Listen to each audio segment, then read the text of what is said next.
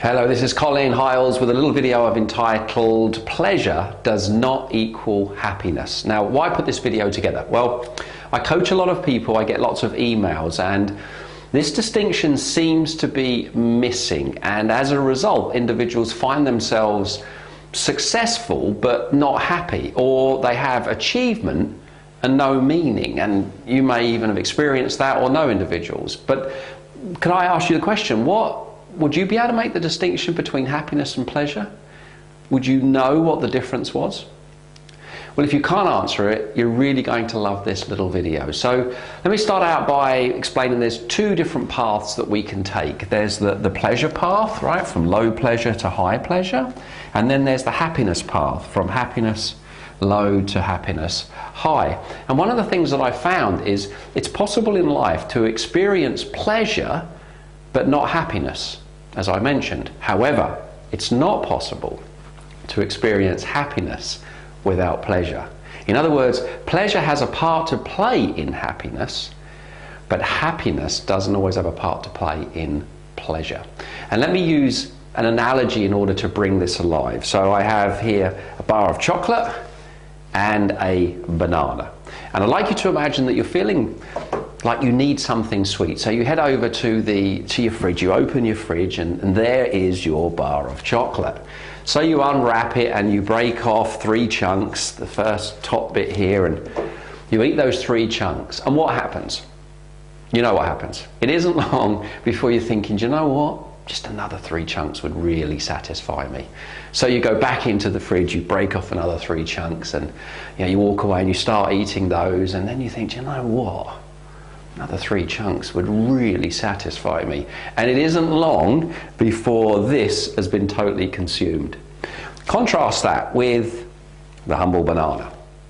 You fancy a little bit of fruit, so you head over to the fruit bowl and you find yourself your banana, you peel it, you eat it, you enjoy it whilst you're eating it, and then at the end of it, well, let me ask you, do you crave another banana? Do you think, oh, I must have another banana, just one more would really satisfy me? And you eat another one, and then you eat another one, the whole bunch is gone? No, chances are one banana does it. So how does that relate to happiness and pleasure? Well, the chocolate bar is a bit like pleasure, and the banana is a bit like happiness.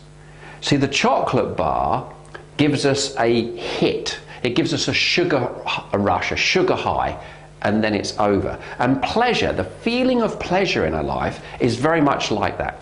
And the feeling of pleasure really feeds the physical body, and it also feeds the ego. The ego loves the feeling of pleasure. Whereas the banana is more of a nutritional snack, if you like. It contains a lot of what the body wants. So one is all we need. And happiness is very much like that. Happiness is more fulfilling, more meaningful, more enjoyable, right? And I look at it like the pleasure, the feeling of pleasure is something that we can become quite addicted to quite quickly. In other words, we can never get enough of it. And just like the body can never get enough of what it doesn't really want, I mean, it's nice to have, but it doesn't really want it, right? It wants something that's more nutritional. In life, we can never get enough of what we don't really want. So let's look at maybe 3 distinctions, 3 ways of knowing the difference between pleasure and happiness. Now, pleasure is very much an outside-in experience. It's things that happen outside of us that we experience through our 5 senses, what we see, what we hear, what we smell, touch, and taste. And through the outside, we get an inside experience and a feeling of pleasure. Whereas happiness is more of an inside-out experience. It starts inside and then it comes outside of us.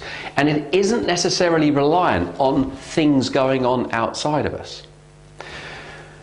Pleasure is more to do with, pleasure is more to do with events, people, places, things, and activities.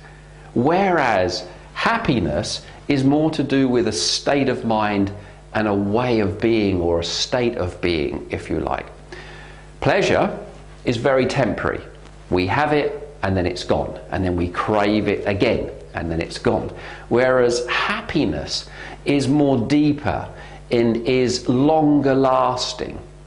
So there's just three distinctions of the difference between pleasure and happiness. Now, why is it then that so many of us, me included, really put a lot of time, effort and energy into moving up this path? Why is that the case? Why are so many of us that are searching for the gold are tricked into finding fool's gold and not real gold? Well, there's two main reasons, fundamentally. One of them is to do with just the way the brain works. And that is that pleasure is very quick and very easy to experience. So let's say that I'm not very happy, I'm quite dissatisfied with an area of my life. I'm experiencing a degree of pain, emotional pain, not physical pain, but emotional pain. Well, how can I change the way I feel fast? Do something that's going to give me a pleasure hit. That might mean that I go out and I buy myself something. I have some retail therapy. It's easy for me to say. Retail therapy. Or it could be that I go and have a drink, have a few beers, right? Changes how I feel real quick. I could go and take some drugs. That changes how I feel real quick. So pleasure is easy to experience. I bet you get a little pleasure hit every time you hear that noise on your laptop that says another email's just come through. Ping! Oh, must have a look, right? I do. So easily satisfied, right? So pleasure is easy to experience, it's quick to experience. Happiness, however, is a little bit different, which I'll talk about in a minute. The other reason that we chase pleasure rather than this path is because of what I call the three M's. The three M's, not the three amigos, but the three M's. So media, movie makers and marketeers, right? Movie makers, Hollywood does a fantastic job of having us believe that this is where happiness lies. Follow this path and you'll arrive. The media and marketeers, I mean, think of how many adverts we're bombarded with every single day. Adverts from TV, billboards, or from the radio. I mean, we're just bombarded. And what are those adverts basically saying when you boil them right down? If you buy this or if you do this, you will be happy. And we go, I'll have some of that. And so we just keep purchasing, keep buying, and we live this very materialistic life, believing that that's what's going to bring us happiness. But it doesn't, and I said that. Successful people that have everything are not necessarily happy people. So there's two main reasons that we find ourselves following this path rather than this path. So how can we move on to this path? Well, I just want to give you a very simple little model. Simple for me to explain. Takes a long time to live, right, if I'm honest. It takes a while to really take this little, what I call the happiness formula, and apply it in our lives. Let me explain. So the V stands for values, the T stands for talents, and the P stands for passions. So happiness is inside out, as I've said. Once you understand what these three things are for you, you're going to increase your chances of experiencing happiness, and your happiness flag is definitely going to rise. So values. Values are so unique, so personal to us. It's like a thumbprint. And we've all got values. We've all got these emotional needs that we want met. Let's say that, for instance, you value health. And as a result of valuing health, you are doing things over the week which help you become healthier and fitter. You're going to be more happier. If you don't manage to do it, or you go for the pleasure approach, okay, then you create more dissatisfaction, more of a hole. Let's say you value family, and as a result you find time to spend with your family. You work your life around being with your family, doing things with your family. Well, if you value family, you're going to be happier. If you're not able to spend time with your family because you're always away, but you value your family, then you're not going to be happy. If you value, I don't know, challenge, you love to be challenged, and you find ways to challenge yourself. Maybe you put yourself on a course, a night school, to relearn and re-educate yourself. The mere fact you're learning, growing and developing says you're going to be happier because you're living one of your values. If you value contribution, service, giving back, and you find ways to do that, then you're definitely going to be happier. The T stands for talents, your unique talents. You and me have been given some gifts, some talents. We've had them all of our lives. And often we're not applying or using them to the degree that we could do. So step one is to know, well, what are your talents? What are you uniquely gifted at? What are you brilliant at? What do you find easy to do that others would struggle with? What would others say that, God, you're so good at that? I mean, you're just brilliant at that. If you know what your unique talents are and you're able to bring more of that into your day-to-day life, you're definitely going to be happier.